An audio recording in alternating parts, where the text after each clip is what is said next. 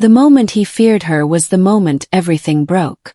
Not because she wanted his throne, not because she challenged his authority, but because power had learned her name, and no longer asked for his permission. Power does not fall loudly. It falls in silence, when the people who once obeyed stop looking at you first. This is the story of the moment the king understood that the woman he trusted to protect him had become something the city obeyed without question. This is where loyalty fractured, where love curdled into strategy, and where survival demanded betrayal. This is the war that ended everything. He noticed it during a meeting that should have been routine. The room was full, lieutenants, brokers, intermediaries, but the attention was wrong. When he spoke, people listened. When she shifted in her chair, they adjusted.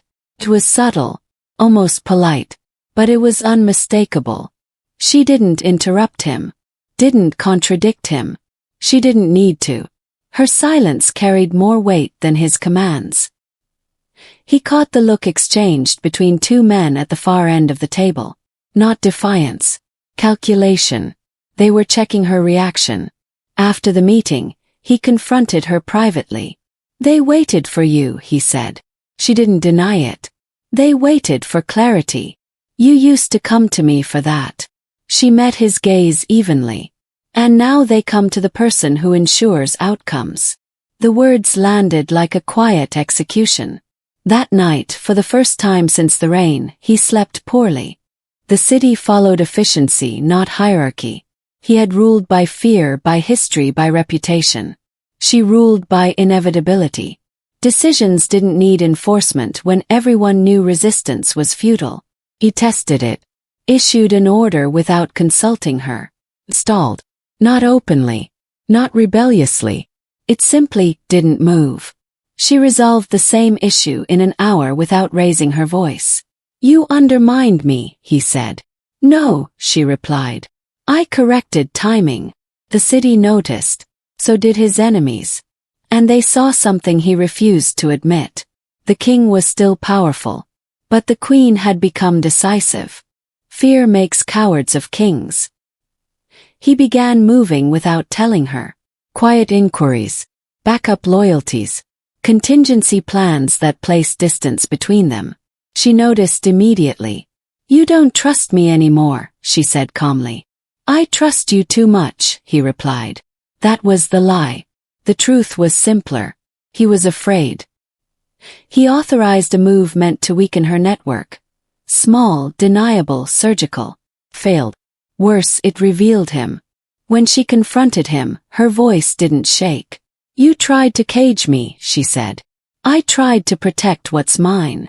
She nodded slowly. "Then we've reached the part where only one of us can." She didn't strike him directly. That would have been mercy. Instead, she began peeling away the myth of him. Routes rerouted. Allies reassigned. Information delayed. Nothing illegal. Nothing dramatic. Just absence. Men who once died for him now waited for her approval first. By the time he realized what was happening, the city had already chosen sides. Not loudly. Irrevocably. The war didn't start with gunfire. It started with isolation. He found himself protected but irrelevant. Alive but peripheral. Still king in name, no longer in motion. Enemies tested borders. She let them. Then erased them. Without asking him. The city learned a new rule. If she moved, survival followed. If he moved, chaos did. That distinction sealed his fate.